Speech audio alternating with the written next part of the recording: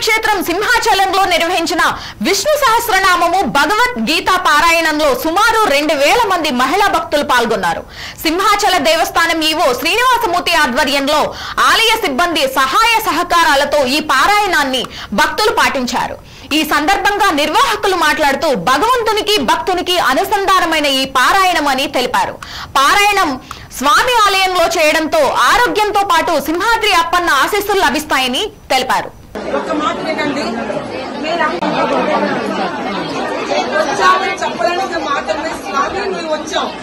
అందరికీ నమస్కారం.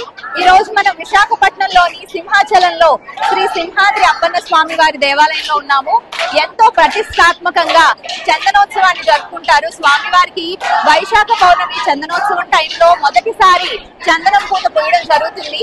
మరి రెండవసారి జ్యేష్ఠ పౌర్ణమి అనగా ఈనాడు ఈ రోజే రెండవసారి పూత వేయడం జరుగుతుంది. మరి ఈ రోజు మరీ ముఖ్యంగా 2000 మందికి పైగా భక్తులందరితో శ్రీ విష్ణు సహస్రనామ పారాయణం, అలాగే శ్రీమద్ భగవద్గీతలోని 18 అధ్యాయాలు ఒక పారాయణం, ఎంతో మంది డివోటీస్ తో పారాయణం జరుగుతుంది.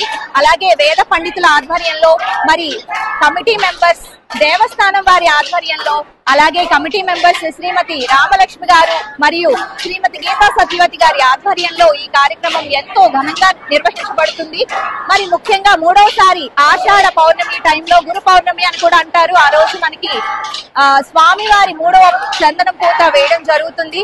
ఎంతో చక్కగా జరుగుతున్నటువంటి ఈ కార్యక్రమంలో భక్తులందరూ భక్తి ప్రపత్తులతో విచ్చేసి ఎంతగానో కోరిన కోరికలు తీర్చే నరసింహస్వామి యొక్క లీలలు అమోఘం. అంటే నరుడు మానవుడు అంటే నరసింహస్వామి దేవతామూర్తి అలాగే మానవ రూపంలో వెలసిల్లారు కాబట్టే ఆ స్వామికి ఈ పేరు వచ్చిందని చెప్తూ ఉంటారు.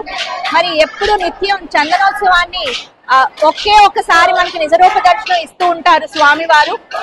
ఈ రోజు మరొకటి అలాగే మరొకసారి మరొక పూతతో పూర్తిగా చందనాన్ని కప్పడం జరుగుతుంది. స్వామివారు గర్భగుడిలో నుండి ఉంటూనే ఎంతో మంది భక్తుల్ని అలరిస్తున్నారని చెప్పుకోవాలి. ఈ కార్యక్రమాల్లో పాల్గొన్న భక్తులందరికీ అలాగే దేవస్థానం వాళ్ళకి మరొకసారి కృతజ్ఞతలు